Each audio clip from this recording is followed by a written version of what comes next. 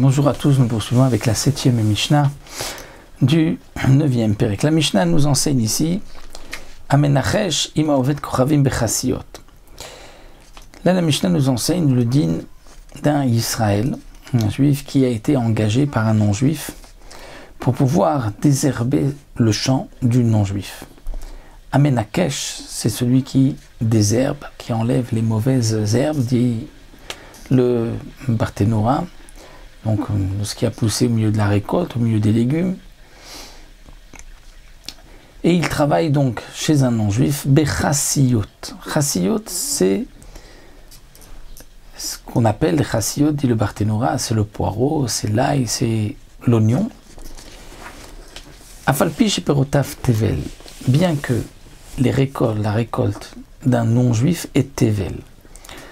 C'est-à-dire qu'il y a une obligation de faire les prélèvements de Trumot ou Maasrot, comme explique le Barthénora, que ce Tana pense que lorsqu'un non-juif est propriétaire en Israël, il n'enlève pas la Kedusha de la terre, En Kinyan, et donc ce qui aura poussé, il faudra faire les prélèvements de Trumot ou Maasrot.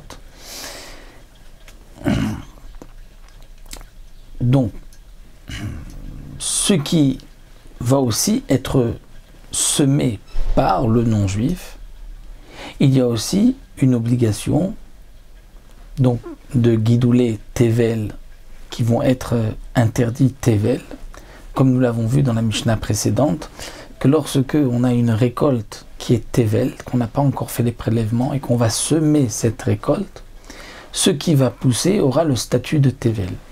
Et nous avons vu dans la Mishnah précédente que signifie qu'elle aura ce statut de Tevel. C'est-à-dire qu'il faudra prélever, mais de toute manière, tout ce qui pousse, il faudra prélever. C'est que normalement, dans un champ qui est Tevel, on peut manger araï avant les prélèvements, c'est-à-dire manger juste au passage, goûter quelque chose.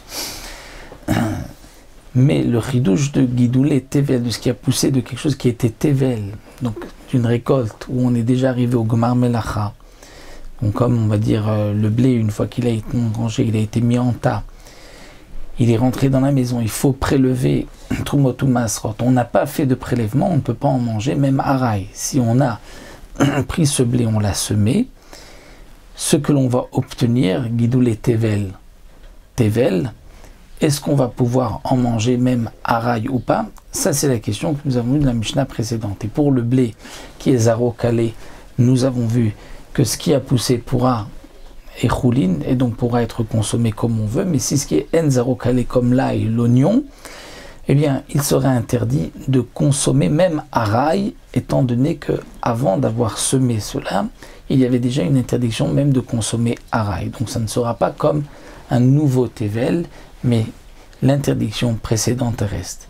Et donc notre Mishnah vient nous enseigner ici que si on a désherbé chez un non-juif, et que nous avons une récolte qui est tevel, pourquoi ?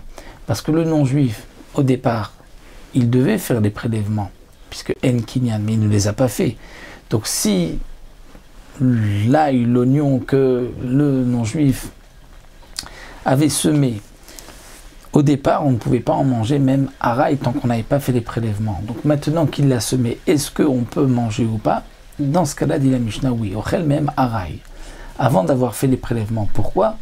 Parce que c'est chez le non-juif, c'est particulier, les chachamim n'ont pas été mahmir chez le non-juif, bien que normalement, dans le même contexte, chez Israël, on n'aurait pas eu le droit de manger araï.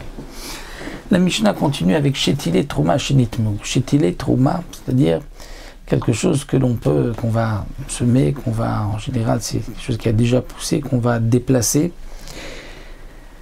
Si c'est un Shetile de Terouma qui est devenu impur, alors comme nous dit ici le Barthénora, du crouve, du chou. Le chou, on l'a détaché, sorti de la terre. Il était au contact d'un liquide, et ensuite il est devenu impur. On va maintenant le planter encore une fois. Les racines sont encore là. Donc, on les a plantés, on les a remis en terre. Eh bien, Taharoum il est tamé, l'impureté qu'il y avait auparavant a disparu.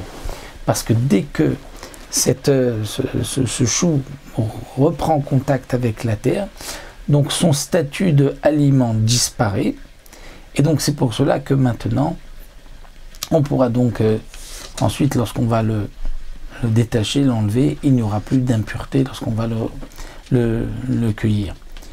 Donc, tarum il est tamé. Vasurim il est echol, yagom et taochel. Mais attention, il sera interdit de les consommer tant qu'on n'aura pas enlevé toute la partie qui était apte à être mangée à ce moment-là. Et ce qui poussera par la suite sera permis.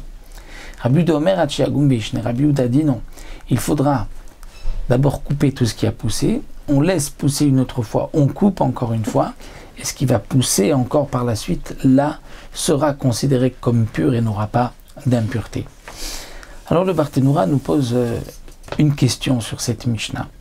Il dit qu'étant donné que, comme nous l'avons vu, toute la raison de Gidolé Terouma, que les Khamim ont fait cette takana, c'était justement à cause d'une terouma impure que les Khamim ont eu peur. Que si on te dit que la terouma impure que tu vas semer, ce qui va pousser est choulin, comme ce que est le din de la Torah, tu risques de garder la terouma impure pour la semer, et ensuite tu pourrais te tromper et manger cette terouma alors qu'elle est impure. Donc les Khamim m'ont dit attention, tout ce qui poussera sera aussi terouma. Et là, le Kohen n'a pas d'intérêt à à laisser et à semer sa terouma. Donc ici, nous allons avoir le même problème. C'est que si de la terouma impure,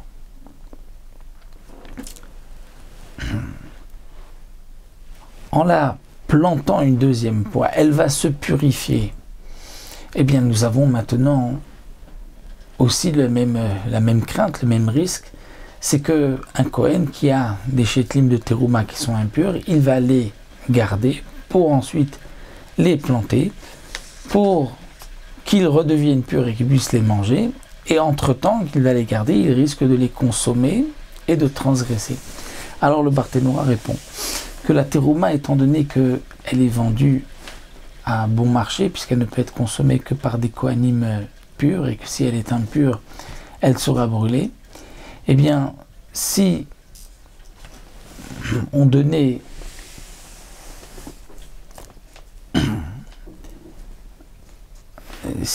on laissait la terouma à un Kohen qui puisse la semer, eh bien, il ne va pas perdre, on va dire, tout son champ juste pour semer, pour la retrouver pure.